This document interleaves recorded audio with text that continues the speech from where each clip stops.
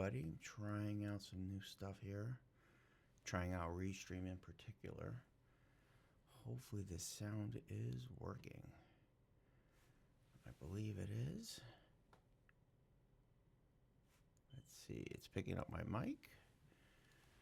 That is working. And it should be streaming to both YouTube and TikTok at the same time now. Now, let's do this.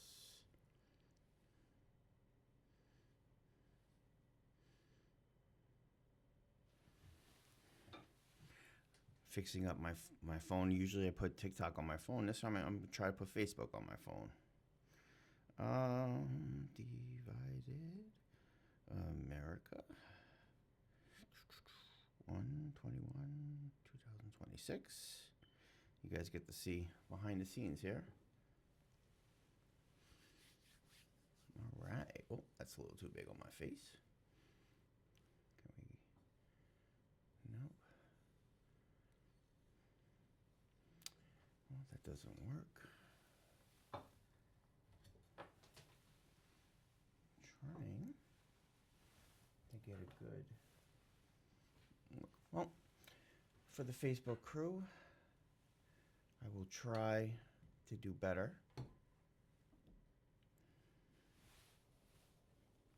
There we go. That's somewhat better. All right, let's see. That's working. That's working. Is chat working? Because I've been trying to fix this. So the chat works too. So I can respond to people live. Let's see. Test. All right. That's working. As you can see, we have our topics that way. Oh, it's behind me. Gotta work on that. This has been a fun trip. It's been tough, guys. Very tough. But as you can see, we've been working pretty hard on this. Welcome. Today's not Tuesday. Today is January 21st. Happy birthday to my sister-in-law. Right now, let's put what is going on.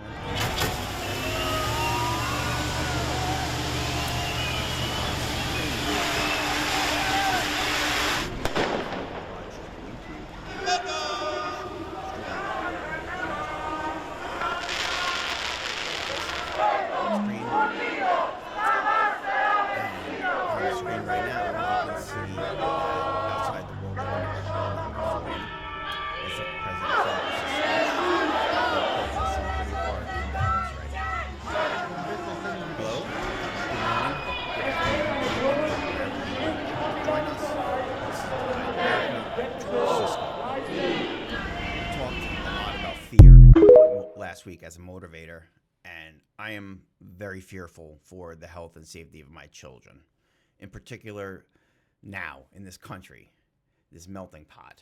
My wife asked me, she's like, what will make you happy? Right? Like I'm somewhat happy, but at the same time, like I'm well acknowledged on pattern recognition, and I think I was much happier during the Biden years. I do, but his Gaza strategy didn't exactly inspire people. So that didn't really bring things together. And I thought this business would do it. I thought this business would more and more I work, the more and more I see how not safe we are. We're supposed to be able to go to the police. The police in Minneapolis, we've been talking about Minneapolis now for almost a month. And I sure as hell don't feel safe. Imagine living in federally occupied Minneapolis today. And I say federally occupied because there are hundreds, if not thousands, of ICE officers there. And people are just, they don't even want to leave their house. Like I've been listening to the Daily, New York Times has been doing some really good work there. Other people have too, but workers are being driven to work by bosses. bosses have to pick up their employees because they're afraid they're going to get scooped up in some kind of BS raid. Doors that are normally open, business doors, are routinely locked so ICE agents can't unlawfully enter their premises. Imagine, imagine working as a Minneapolis police officer, right? You just worked one of the hardest shifts of your life. You got protesters, you got anti-protesters, you got ICE there not following what seems to be police rules according to the police chief there in Minneapolis. So you just work this hard shift. You're going home to get groceries, but you're not white. You are a black police officer in Minneapolis. All of a sudden, ICE sees you and they demand your papers. Police officer's like, "What? I'm on the job." Now, I'm not. This is speculation of what was actually said, but this happened. I'm on the job. Get on the ground. Show me your papers. The police in Minneapolis are being stopped, being told, "Where are your papers?" What's going on? That's right, because we have a Department of Homeland Security just running rampant, doing whatever the hell they want. I personally can't take it. I'm frustrated by God knows how much. And imagine being a police officer looking, and I put the Spidey meme on up there because that's what it is. You know, I'm you, I'm me, I'm you. But no, get on the ground. But welcome to the party, pal. Right? Are you now? Are you seeing what's going on? Welcome. What you didn't see is I put a little thing called "Welcome to the Party, Pal." I tried to add a little humor, a little pop culture to everything here because this is very, very, very dark and heavy stuff. We know what's going on in Minnesota thanks to the hard-working journalists and their teams in the frigid weather. Right now, it was 8 degrees this morning when I let my kids out for school. So it's cold. I can't even imagine how cold it is in Minnesota. Don Lemon is out there trying to put a light on this madness, and he's being attacked by the Department of Justice for just being for reporting, for being in the right area at the right time. If I was there, right there, who knows? The president might have said my name. Like, it's ridiculous. There's so many other independent outlets out there that are working in Minneapolis. Johnny Palmadessa, I see him going live often on TikTok. I see a lot of other people too trying. I see you guys trying. Jolly Ginger, Robbie the Giraffe. There's so many veterans out there that are standing up for their rights. Thank you for holding down the front lines. I truly thank you. I'm working on getting there, or the next hotspot eventually. I understand I should be there. I do. I understand I should be on the ground in Minnesota. That takes a lot of money, a lot of capital in travel, hotel, rental car.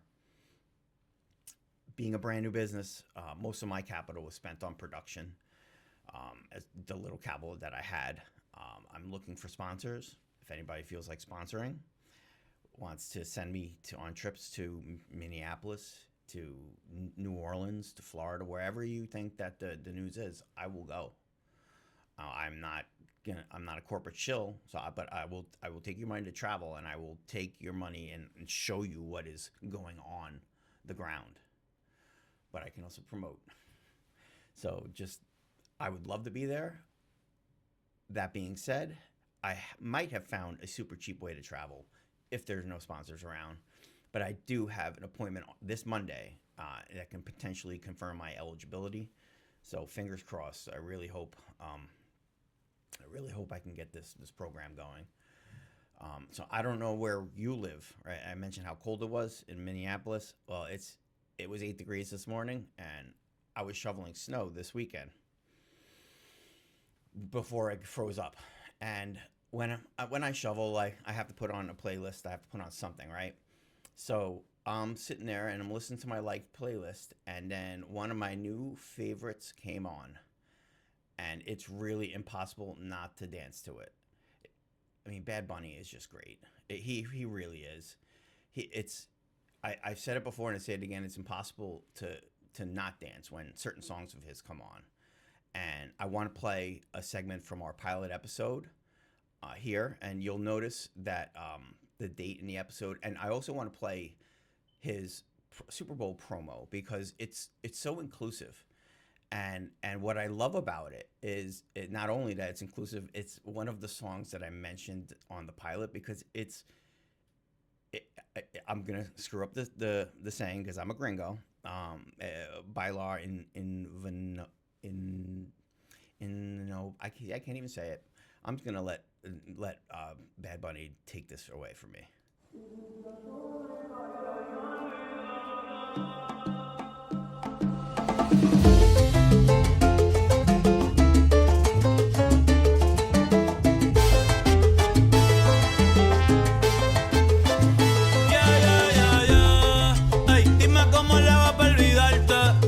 Paso nuevo que quiero enseñarte.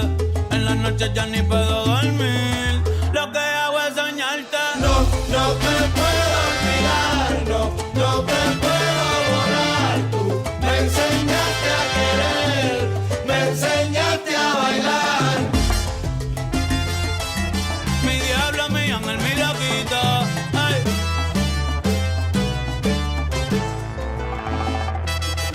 No, no te puedo.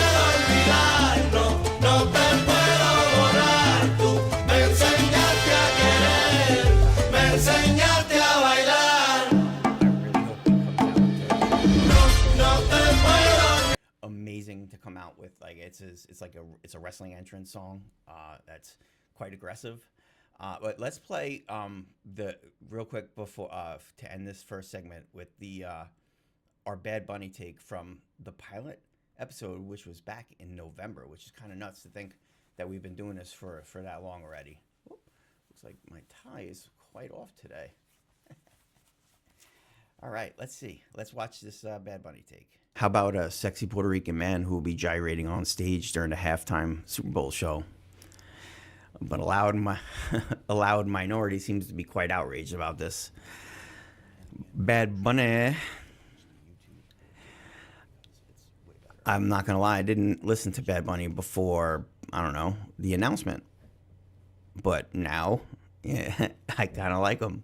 Do you guys have a favorite? If you have a favorite song, put it down and please. Like now, yo soy gringo, okay, and I'm gonna butcher these pronunciations, okay. So please go easy on me, mi la raza.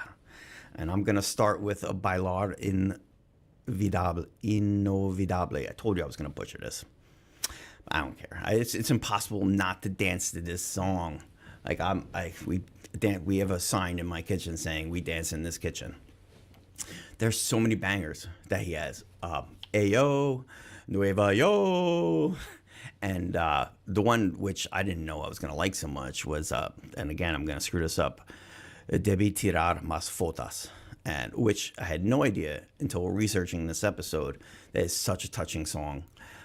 It's about not taking more photos of his home in Puerto Rico when he was there. And I definitely didn't translate it correctly the first couple times listening in my head, but now you can hear it and you can feel the joy and the love from him and his friends that are singing on the song. Like it's just, it's a great song. Debí tirar más fotos.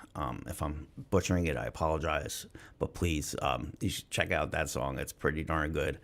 Ayo sounds sultry, but I swear he says mantequilla, baby, at one point, and mantequilla is butter, right? So if is butter involved in Latin bedrooms, I'm not really sure. But last year's halftime show was ridiculously good, ridiculous, but the same loud vocal minority was angry. You know, the ones that typically wear. Oh, I was looking for shades. The same people that wear shades in their profile picture. My house was jamming, right? Mr. Lamar performed unbelievably, and it was deep. And why? Because good music is eternal. No matter what genre you listen to, I mean, my liked list goes from Avril Lavigne, Bad Bunny, to the Wu-Tang Clan, because they ain't nothing to bleep with. Like Biggie, Tupac, to Frank Sinatra, Billy Joel. It's good music really is eternal. To each his own, but I do think if some people gave Bad Bunny a shot, you'd be surprised how catchy his songs are. Thank you. As you can see, back in November, I had thoughts about Mr. Bunny, and I like him even more now. I've been listening to him nonstop. I don't know every song, but my goodness, it's fun. It's really fun. As you can see, we're gonna go on our first quick break. As you can see in the scroll, it says the Great Diversion. Why did I name that this episode? Because we've been doing this now for over 2 months, and we still are not closer to the Epstein file stuff. Like, I'm sorry, but I have a hard time having pedophiles in charge. It's just it's an issue for me. But what do I know, right? What should we? Do you think we should have pedophiles in charge, or should we actually get the truth, the unredacted truth? Let me know. Put comments down. I mean, he's anyway. After our break, we're gonna talk really quick and short about what's coming up for the Cisco News Network, for what's going on in Democratic loops in Cumberland, in Providence. We will be right back. And we are back. The breaks really help for podcasts, to break it up when I edit this afterwards with Substack. So thank you for sticking with us. I appreciate everybody who sticks with us. I can't thank you enough, really. Like, I want to be on the ground. I really want to be in Minnesota. But last night, I was reading through the Homeland Security funding bill that we have going on in Washington right now.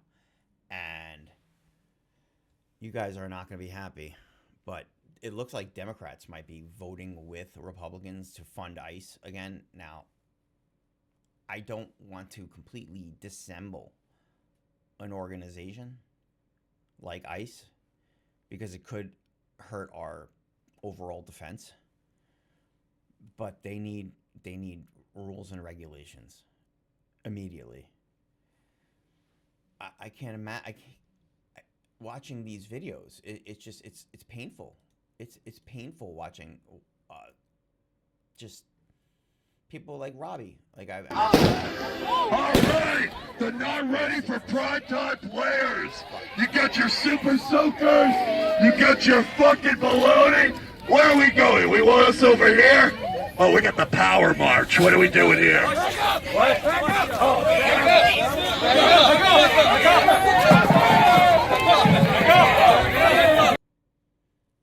What did he do? He was singing.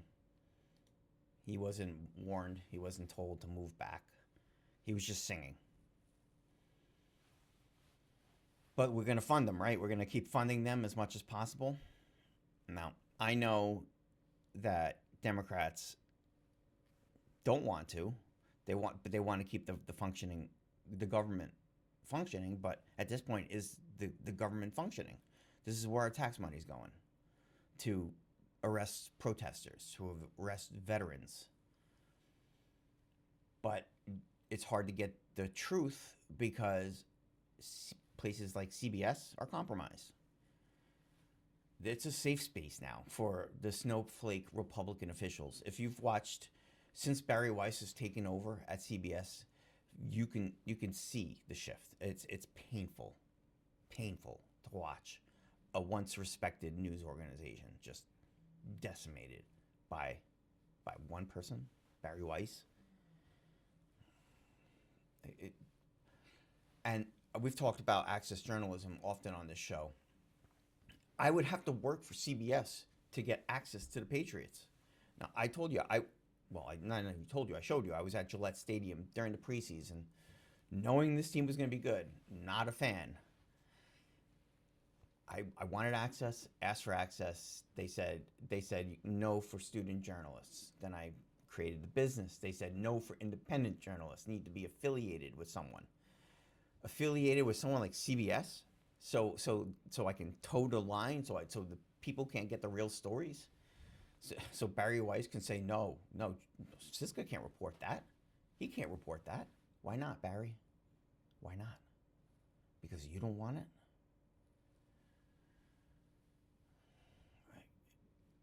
I have training this week from the Board of Elections. So it's just what I say when I say I don't like talking about from a place I don't know what I'm talking about. But we're trying to protect the elections here in Rhode Island. Hopefully, well, no, not hopefully. We're doing our diligence but so many people closest to me don't understand how the world works even today, right? Even though in super high power positions, super high. You might have know if you follow me or if you know me. I've worked for the FAA for 10 years. And typically they'll give you your W-2 or W-4, I forget what it's called, in electronic form, for taxes. There's a program that you go on, you log in, go into the program, just download it and get it. Well, now that I no longer work for the government, I don't have access to that program. So I can't get my tax form from last year. They need to mail it to me, right? This is what I was told. And my lovely wife, she says, well, they have to mail it to you. It's illegal if they don't.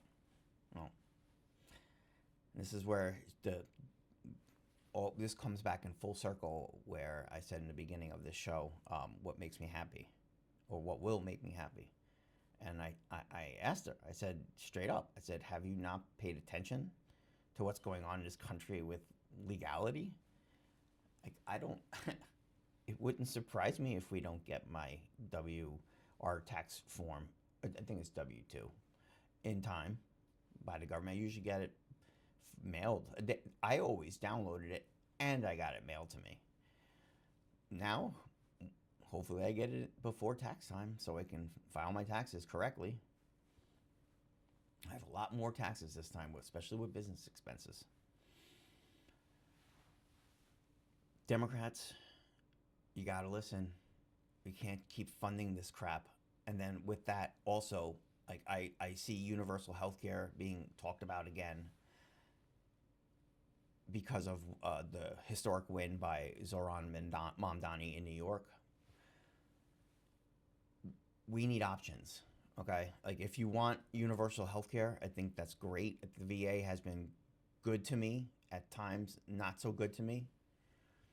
I have a VA visit that I need to edit because the doctor didn't want me to show you, but I'm pretty sure Rhode Island is a single publishing state, so I shouldn't give two shits about what he says, because he consented to recording before I even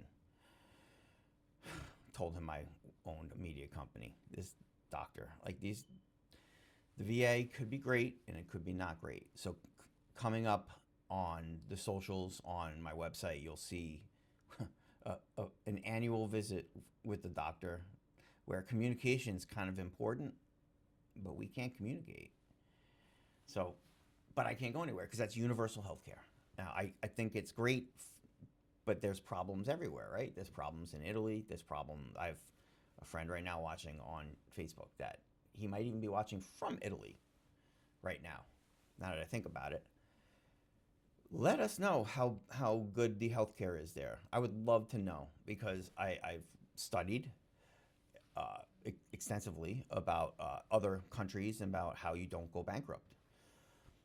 But here, you go bankrupt. You go bankrupt quickly on healthcare. I have bills piling up that I'm not supposed to pay. But that's a story for another day. Now, what I just said before is Mr. Mamdani's New York City, we're going to have to check it out, right? Because we're going back. We're going to the city this weekend. And I cannot wait. It's my own hometown. I'm going to go out, go cut a rug, as they say, have a couple cocktails, see the sights. I can't wait. And I know I need to write and publish more, and I apologize for that. But starting next Tuesday, immediately after this show, my master's program starts up again, which fixes plenty. I got plenty of writing to do for that class. It's a social class, which for some reason I have to take. It's the non-journalism class for my master's. I will be integrating journalism into it because I have to ask about like research questions, and I'm already thinking about AI and journalism. It's an odd course, but I'm really going to be using it. Like, can AI be used as ethically as writing? What is the difference as an editor? Like, if I was an editor and I asked my reporters, say, bring me, go report on the Capitol, and then they come back with what they wrote, and then you edit it and you say, okay, this should be moved. This quote's not good. We want this quote here. So, but if I did that, and if it was AI, like if the writing, some AI writes really damn well. I know I've not used it for school because that would be illegal. But I just find it impressive that I use it for SEOs. I don't use it for this. I write my own stuff here, but it's interesting to say the least when it comes to a socially, and I might be able to research it for my master's. One other quick question with that would be, can the body politic such as America survive with such misinformed people? And the chances of this question comes when, I bring this up because the White House press secretary, Caroline Leavitt, female Goebbels, she calls anyone that doesn't follow their narrative a left-wing hack. Well, when you have leaders directly in line directly talking to the president and then lying to constituents, how the hell are people going to be able to discern for themselves the truth? Thank you for joining us today. My name is George Siska. Happy birthday to my sister-in-law, Bree. Today's the 21st. I will see you. You will see clips from New York coming up. I'm going to post as much as I can. I'm going to write for next week's show there, but next week's show comes immediately before my next class. Take care, everyone. Have a great night. Well, have a great night. Have a good day, and I will see you again. Take care.